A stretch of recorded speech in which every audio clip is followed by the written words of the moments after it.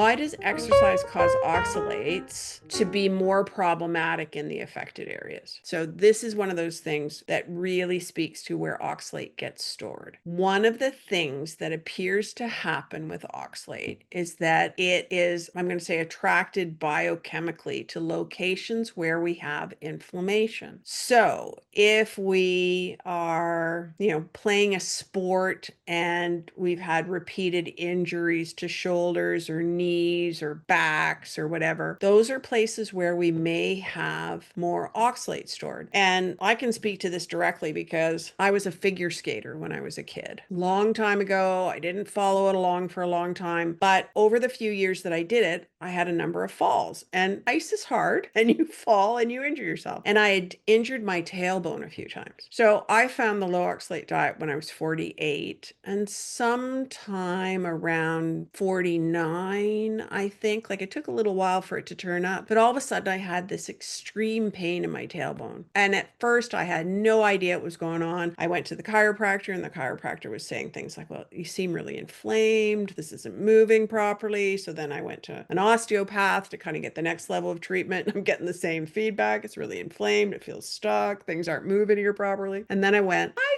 fell many times on my tailbone on the ice. What if there's oxalate there? Sure enough, I started to do more Epsom salts and even to apply like an Epsom salt cream to my lower back. And that's what started to fix it. So the old injury had never really healed properly. And we've had other people report things like this on in places like the Triangle Oxalates group, because there was oxalate kind of embedded in the tissues as the tissues had been attempting to heal. And so even decades later, I was having difficulties with my tailbone, which I've never had again since. It was like my body just had to clear out this irritant that was still there after all those years because of oxalate that had been stored. So exercise, especially if you've got any kind of repetitive injury or, previous surgery or a fall, exercise can actually cause some difficulties because of old injuries. But it can also be that you're actually moving more oxalate out. When you exercise and you start to move lymph and you start to just essentially, you can be starting to move oxalate out of locations that are either bone related because muscle is attached to bone, or might even be in the muscles themselves if they've been injured or overstrained or whatever at various points in time. So the biggest thing with exercise is to pace yourself. I mean, ideally, you're doing something to just move the body and kind of move any oxalate out of lymph or out of other systems on kind of a regular basis, because the lymph system obviously can end up with oxalate in it because it's moving toxins out of the body, and oxalate can get dumped into the lymph system. So exercise is one of those things that actually moves and pumps the lymph system. So you've got this multifactorial thing. So it'll depend on the person, but it could be the lymph system, which is moving oxalate. It could be the muscles themselves, which have been damaged or injured at one point or another, and start to move that out in response to exercise. And can also be that you're irritating old injuries of one sort or another if you've had surgery, breaks, bumps, whatever. So it's one of those things where I say to people, I love you to get exercise, but don't overdo it, because you really don't want to move oxalate faster than your body can handle the stress.